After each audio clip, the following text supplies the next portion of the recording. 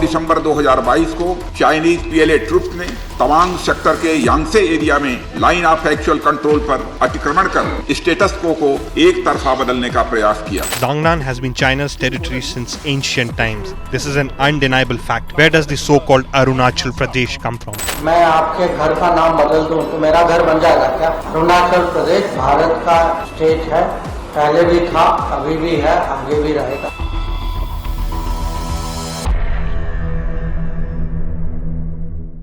Arunachal Pradesh China और India दोनों के लिए स्ट्रैटेजिकली इंपॉर्टेंट स्टेट है, जिसे चाइना सालों से अपना पार्ट मानता आया है, even though the world recognises it as India's territory. Arunachal Pradesh mainland China से करीब होने की वजह से एक आइडियल लोकेशन बनता है to launch missiles from India. China Arunachal के थ्रू इंडिया के नॉर्थ ईस्ट स्टेट्स में इजीली एंट्री कर सकता है।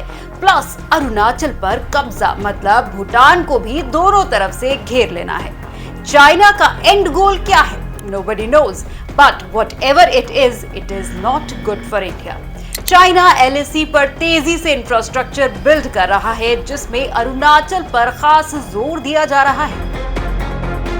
2021 में चाइना ने तिब्बत की पहली बुलेट ट्रेन शुरू करी, कनेक्टिंग ल्हासा विद नाइंची। नाइंची तिब्बत में एक मिलिट्री टाउन है जो कि LAC से सिर्फ 15 किलोमीटर दूर है और अरुणाचल प्रदेश के टूटिंग सेक्टर के ऑपोजिट पड़ता है। इस एरिया में जो एयरपोर्ट है उसको मेजर अपग्रेड्स दी गई हैं। ये PLA के गैरिसन और मिलिट्री फैसिलिटी से भी कनेक्टेड है। चाइना LAC को फेस करते हुए शॉकांग विलेज बना रहा है, जिसके 3 पर्पस हैं। ये विलेजेस PLA के आंख और कान बनेंगे, मिलिट्री बेस की तरह यूज होंगे, और तीसरा, क्योंकि ये विलेजेस मॉडर्न स्टैंडर्ड्स के हैं तो they are also meant for the Indian side to see कि कैसे चाइनीज साइड पर लाइफ कितनी बेटर है।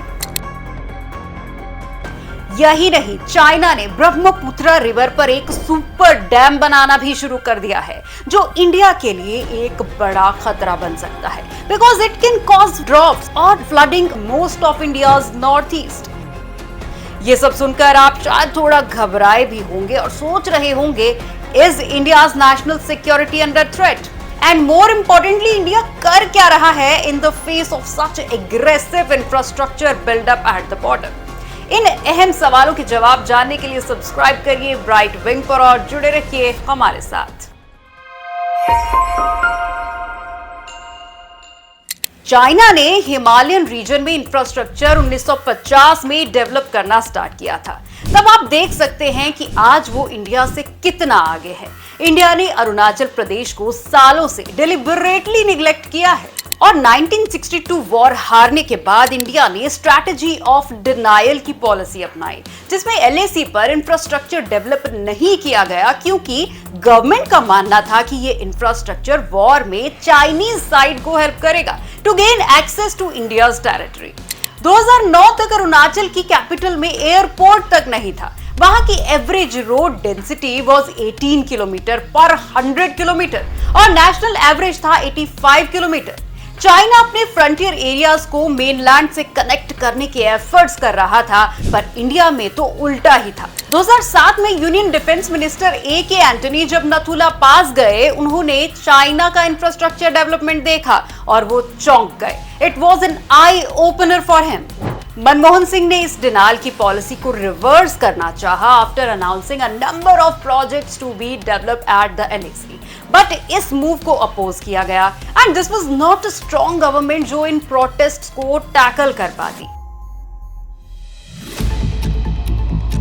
यही प्रोजेक्ट्स हैं जिन्हें आज की गवर्नमेंट एक रियलिटी बना रही है। 2014 में पावर में आते ही मोदी गवर्नमेंट ने सेटअप करी NHIDCL रोड मिनिस्ट्री का एक सेपरेट विंग, जिसका फोकस नॉर्थ ईस्ट पर है। पिछले 8 सालों में अरुणाचल में 65% ग्रोथ हुई है हाईवेज की कंस्ट्रक्शन में, और इंडिया चाइना की क्लैशेस के बाद से इंडिया और तेजी के साथ अपने बॉर्डर्स को प्रोटेक्ट करने में लग गया है।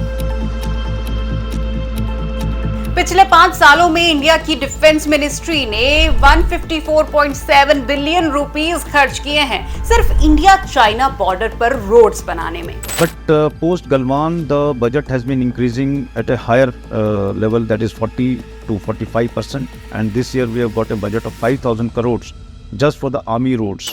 अरुणाचल जो इतने सालों से निग्लेक्टेड रहा है, गवर्नमेंट का इस पर खास फोकस है। चाइना को काउंटर करने के लिए अरुणाचल में इंडिया सबसे बड़ा और सबसे मुश्किल रोड प्रोजेक्ट बना रहा है जो पूरी LAC को कवर करेगा। ये 2000 किलोमीटर लंबा अरुणाचल फ्रंटियर हाईवे तवांग से विजयनगर तक जाएगा, नियर द म्यांमार बॉर्डर, और साथ ही बोमडिला जो इंडियन आर्मी का मेजर एयरफील्ड है उसको भी कनेक्ट करेगा। ट्रांस फ्रंटियर हाईवे बन रहा है जो अरुणाचल की सारी वैलीज को एक दूसरे से कनेक्ट करेगा, improving movement and connectivity for the military and general public. 2022 में सेंटर ने 1.6 लाख करोड़ के हाईवे प्रोजेक्ट्स नॉर्थ ईस्ट के लिए अनाउंस किए थे। इसमें से मेजर चंक अरुणाचल को गया था। अरुणाचल में टनलिंग पर भी खास ध्यान दिया जा रहा है। टनलिंग को कनेक्टिविटी का फ्यूचर बोला जाता है। इस साल गवर्नमेंट ने नेचीफू और सेला टनल को शुरू किया है। सेला टनल स्ट्रैटेजिकली क्रूशियल टनल बनाई गई है जो अरुणाचल के तवांग को असम के तेजपुर से कनेक्ट करती है। अरुणाचल में तवांग सबसे क्रूशियल बॉर्डर टाउन है जिसको चाइना डेस्परेटली कैप्चर करना चाहता है। 1962 के वॉर में भी चाइना ने इसको सबसे पहले कैप्चर किया था, but it had to give it back after the war. और 2022 में भी इंडिया चाइना के सोल्जर्स ने यहीं क्लैश किया था। अरुणाचल के कुछ एडवांस लैंडिंग ग्राउंड्स ALGs थे जिन पर लिटरली घास उग रही थी। आज वो ऑपरेशनल हैं। अरुणाचल प्रदेश में 7 ALGs हैं जो ट्रूप्स की मूवमेंट और सप्लाईज के लिए इंपॉर्टेंट रोल प्ले करती हैं। एयर कनेक्टिविटी को बढ़ाने के लिए गवर्नमेंट ने अरुणाचल में 9 हेलीपैड्स बिल्ड किए हैं और 6 अंडर कंस्ट्रक्शन हैं।